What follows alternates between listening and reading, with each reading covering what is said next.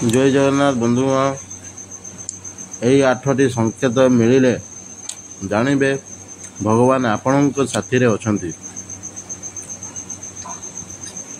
बंधुगण सुख दुख हानि लाभ जीवनर एक अंश अटे।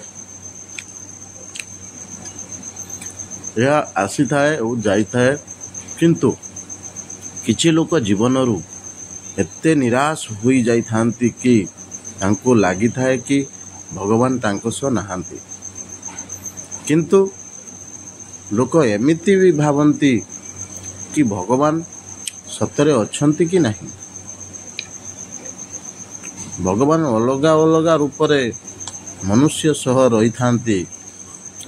आज आमे जानिबा एमिति किछि संकेत विषय रे जहा द्वारा जना पड़ी थाए कि भगवान मनुष्य सह अछंती।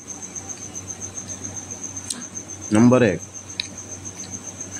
जदि आपणक उपरे भगवानक हाथ थिबो तेबे आपण जेउ कार्य करिवे सेथिरे विफल हेबे।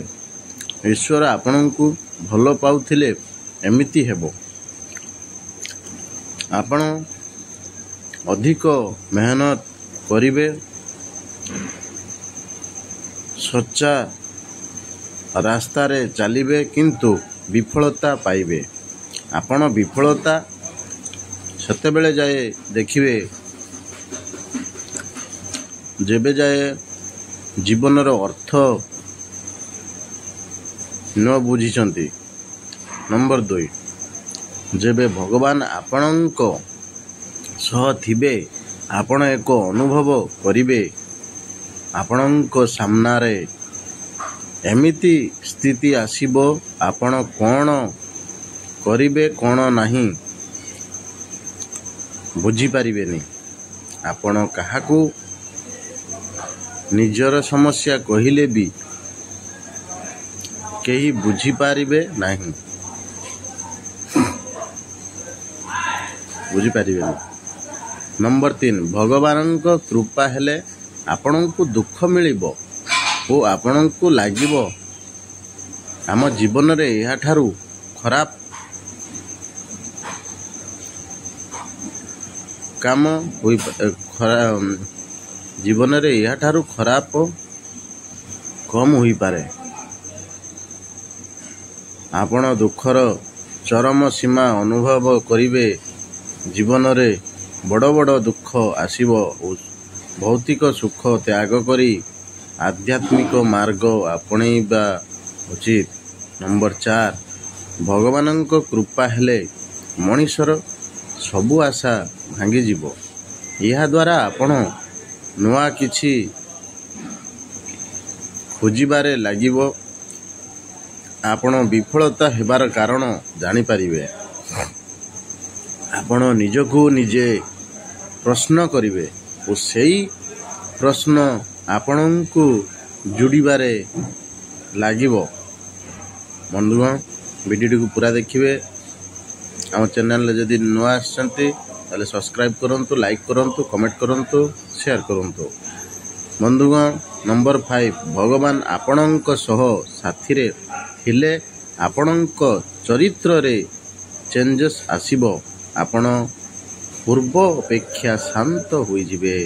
भगवानंकु खोजिबा आरंभ करिले निज भितरे परिवर्तन आसी जिवो। नंबर 6, भगवान आपणक सह थिले आपण हार जीत बुझी पारिबे। एई समय रे आपणक जीवनर निज नजरिया बदली जीवो। आपण हानि लाभर विचार करि पारिबे। भगवानंक भक्ति रे एते लीन रहिबे कि दुख सुख आपणंकु विचलित करि पारिबोनी। नंबर 7, जबे आपण भगवानंक भक्ति रे लीन होई थांती एक परीक्षा देवाकू पड़ी थाए। एमिति स्थिति आसी थाए जेबे सबुकिछि सहजरे प्राप्त होई थाए।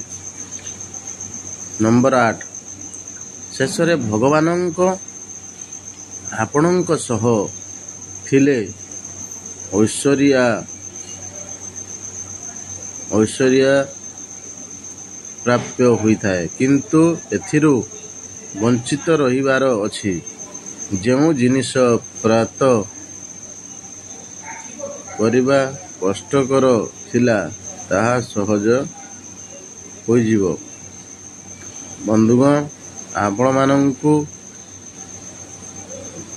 ଆମ ଭିଡ଼ିଓ ଭଲ ଲାଗିଥିଲେ ଆମ ସହ ଆଗକୁ ରହିବା ପାଇଁ ଆମ ଚ୍ୟାନେଲକୁ ଗୋଟେ ଲାଇକ୍ କରନ୍ତୁ, ସବସ୍କ୍ରାଇବ୍ କରନ୍ତୁ, ସେୟାର କରନ୍ତୁ, କମେଣ୍ଟ କରନ୍ତୁ। ଧନ୍ୟବାଦ। ଜୟ ଜଗନ୍ନାଥ।